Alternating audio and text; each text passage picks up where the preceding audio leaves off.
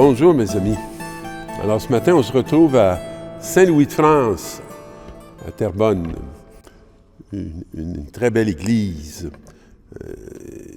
qui date, je dirais, probablement du régime français. Mais il y a eu des transformations qui font que je ne suis pas sûr, mais en tout cas. Et on peut voir ici des fresques intéressantes. En passant, je vous dis que c'est le lieu de naissance de Mère Marianne, la fondatrice des Sœurs de Sainte-Anne. Et sur ma gauche, ici, moi, on peut voir un tableau de Mère Marianne. Alors, elle est née ici, mais elle a fondé la communauté à Pierrefonds. Alors, je ne vous conterai pas l'histoire de Mère Marianne ce matin. Mais ce matin, on va être dans des textes qui vont nous parler d'un aveugle-né. Et on va pouvoir réfléchir avec cette parole sur nos propres aveuglements et ce qui souvent nous fait qu'on ne voit pas. Alors, la première parole qui nous est proposée, c'est un texte où Dieu va choisir David comme roi sur Israël. Et il commence par faire signe à Samuel, son prophète. Il dit à Samuel, « J'ai rejeté Saül, il ne régnera plus sur Israël. Je t'envoie chez Jessé de Bethléem, car j'ai découvert un roi parmi ses fils. » Alors, c'est intéressant, hein, parce qu'il l'envoie chez Jessé, et puis il dit qu'il a vu un roi parmi ses fils, mais il ne rend pas la tâche facile, il ne dit pas c'est qui. Alors, prend ce qu'il faut hein, pour le sacré roi, et quand il arrive, Samuel aperçut Eliab, un des fils de Jessé, il se dit, « Sûrement, c'est celui que le Seigneur a en vue pour lui donner l'onction. » Alors, il pense qu'il sait qui est celui que Dieu a discerné. Celui qu'il a en vue. Je trouve ça une belle expression parce qu'on va parler d'un aveugle. Alors, Dieu y voit. Et on pourrait dire que Samuel ne voit pas comme Dieu. Parce que il lui dit, Dieu, « Mais le Seigneur dit à Samuel, ne considère pas son apparence ni sa haute taille, car je l'ai écarté. » Alors, voyez-vous, c'est pas lui. Et à un moment donné, il nous dit, « Dieu ne regarde pas comme les hommes, car les hommes regardent l'apparence, mais le Seigneur regarde le cœur. » Et vous savez que pour voir un cœur, c'est pas avec nos yeux physiques qu'on voit les cœurs. C'est avec nos yeux intérieurs qu'on voit les cœurs. Les yeux physiques, ils nous trompent souvent, puis ils font qu'on voit pas. Alors, Jessé présentant ainsi à Samuel ses 7 fils. Et Samuel lui dit, « Le Seigneur n'a choisi aucun de ceux-là. » Alors, il doit être un peu déboussolé. Et il pose la question, « N'as-tu pas d'autres garçons? » Et Jessé répond, « Oui, le plus jeune, et qui est au champ. » Alors il dit, « On ne se mettra pas à table avant qu'il soit arrivé. Envoie-le chercher. » Et le garçon était roux, il avait de beaux yeux, il était beau. C'est intéressant parce qu'il nous fait une description extérieure. Et ils nous disent qu'il a une belle apparence. Il paraît bien. Alors le Seigneur ne se fie pas aux apparences, mais il ne rejette pas ceux qui paraissent bien. Alors, Jessé l'envoya chercher, et le Seigneur lui dit, « C'est lui. Donne-lui l'onction. » Et Samuel obéit à la parole du Seigneur, et il sacra David. Et on nous dit qu'à partir de ce jour-là, l'Esprit du Seigneur s'empara de David. C'est un peu comme ça dans nos vocations, dans nos charismes, dans les élections que Dieu fait de nous. Lorsque on est consacré, c'est comme si l'Esprit de Dieu vient. Et ce qui semblait impossible pour nous devient possible par Dieu avec nous. On va regarder un peu Éphésiens Frères, autrefois, vous étiez ténèbres, maintenant, dans le Seigneur, vous êtes devenus lumière. » Alors, la rencontre du Seigneur fait vraiment un passage. Hein? Et on sort des ténèbres pour arriver à la lumière. Donc, on se met à voir. Et à voir les cœurs. C'est ce que je comprends dans nos textes de ce matin. Et sachez reconnaître ce qui est capable de plaire à Dieu. Parce que souvent, on est centré sur ce qui nous plaît. Mais ce qui nous plaît, ce n'est pas nécessairement ce qui va plaire au Seigneur, puis ce n'est pas ce qui va donner les fruits de conversion, que sont la justice, la vérité, etc. Alors, démasquer plutôt ce que les gens font en cachette, on a honte d'en parler. Alors, mais démasquer, voyez clair sur ce qui conduit aux ténèbres. Et ne pensez pas que parce que c'est agréable, que c'est bon. Parce que dans ce qu'il y a d'agréable, souvent, il y a beaucoup de souffrance pour ceux qui nous entourent. Faire de l'argent vite, en détruisant toute une écologie, en mettant dans la misère des gens pour que nous, on ait la sécurité d'un gros compte de banque qui risque de nous mener nulle part. Alors, c'est pourquoi ces choses-là, lorsqu'elles sont démasquées, leur réalité apparaît grâce à la lumière. Et c'est la lumière qui va nous faire voir de l'intérieur, plutôt que de voir que de l'extérieur. On va arriver à notre beau texte de l'aveugle-né.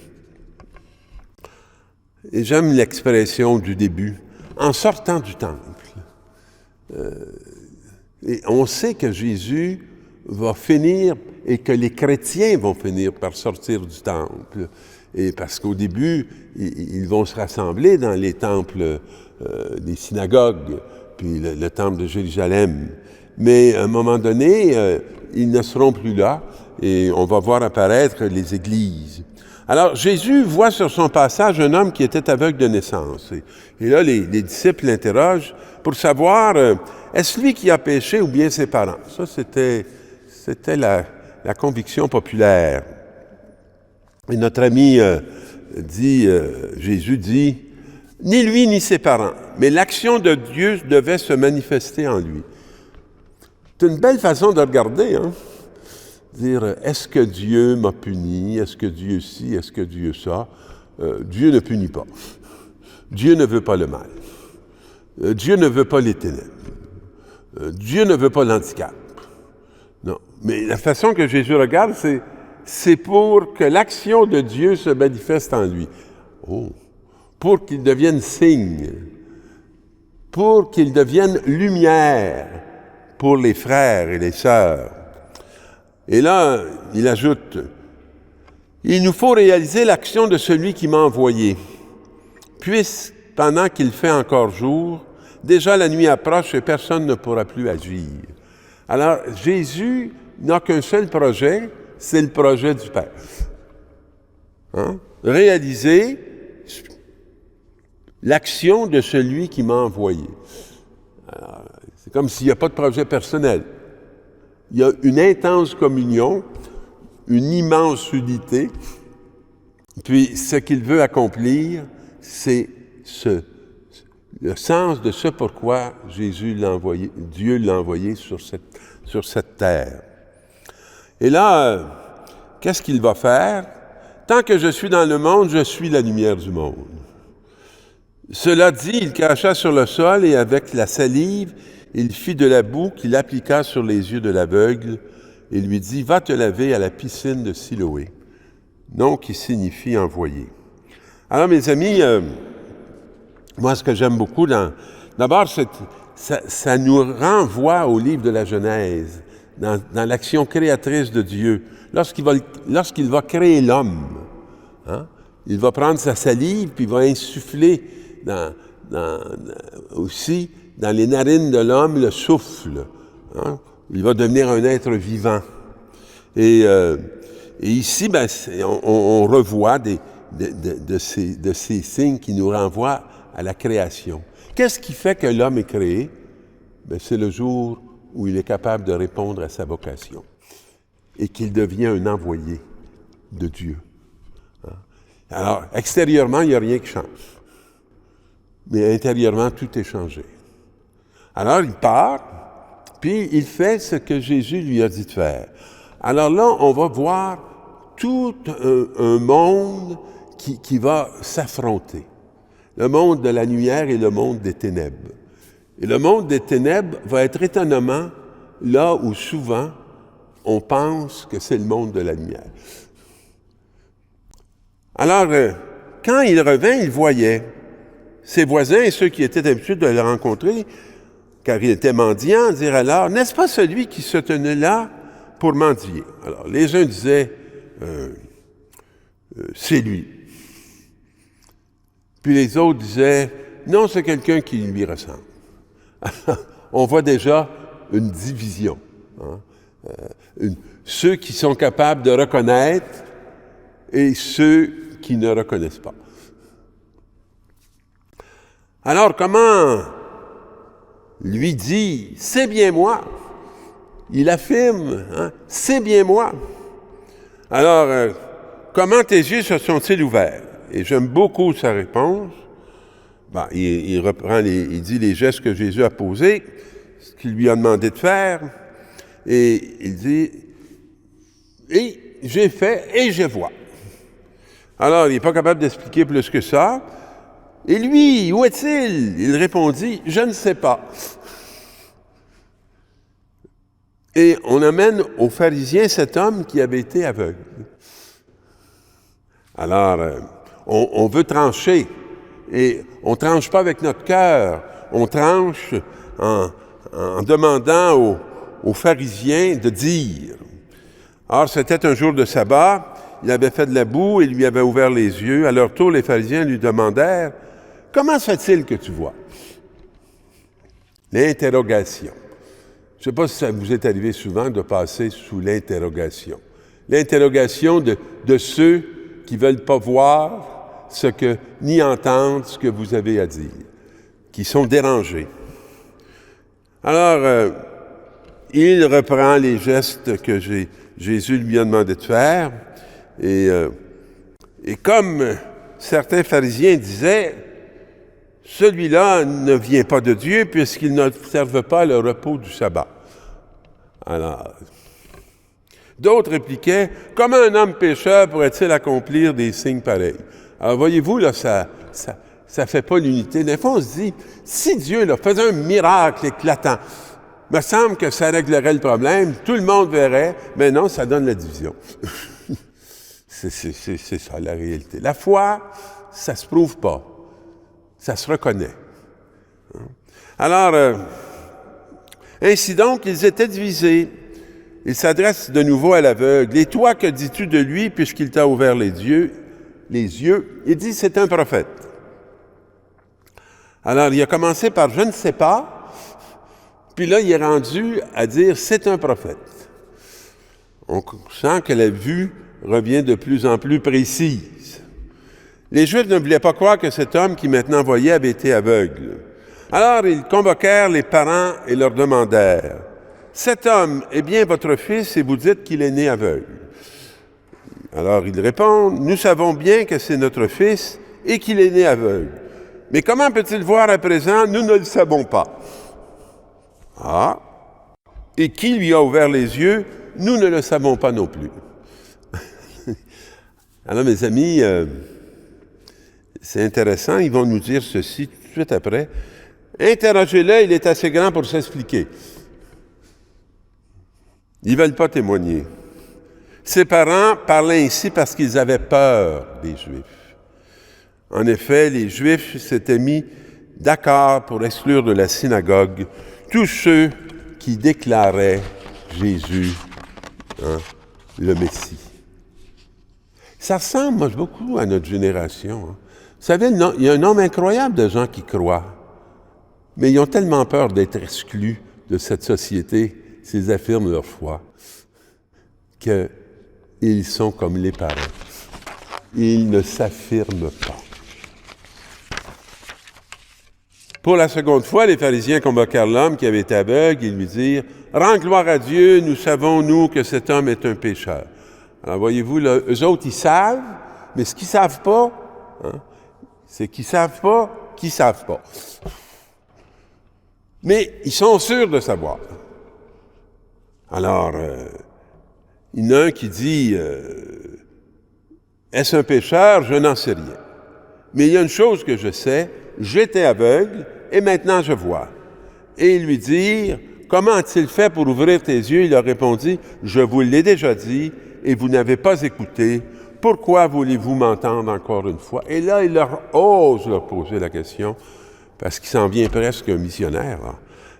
Serait-ce que vous aussi, vous voulez devenir ses disciples? Alors là, ça les met hors d'eux, et ils l'accusent d'être un pécheur depuis qu'il est né, et ils vont l'exclure.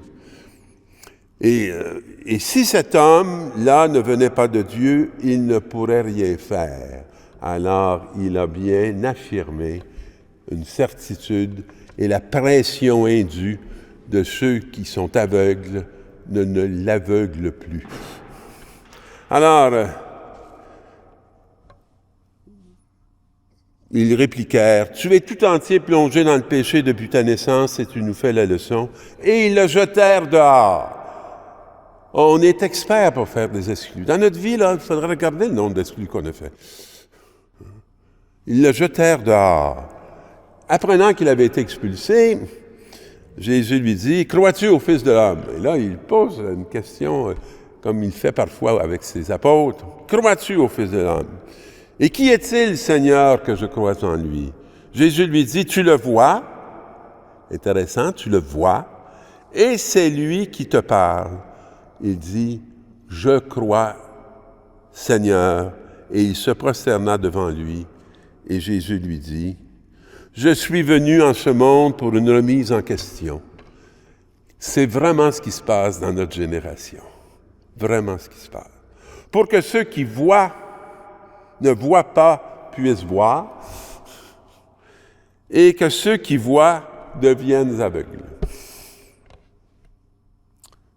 Des pharisiens qui se trouvaient avec lui entendirent ces paroles et lui dirent, « Serions-nous des aveugles nous aussi? » Jésus leur répondit, « Si vous étiez des aveugles, vous n'auriez pas de péché. Mais du moment que vous dites « nous voyons », votre péché demeure. » Mes amis, c'est une phrase à méditer, parce qu'elle est capitale. Et souvent, tant qu'on dit, on arrive à la conférence, on ne sait pas quoi dire, on ne voit pas. Alors, il faut demander la grâce de la vision pour que nous soyons des aveugles nés qui commencent à voir. Bonne semaine et bon travail.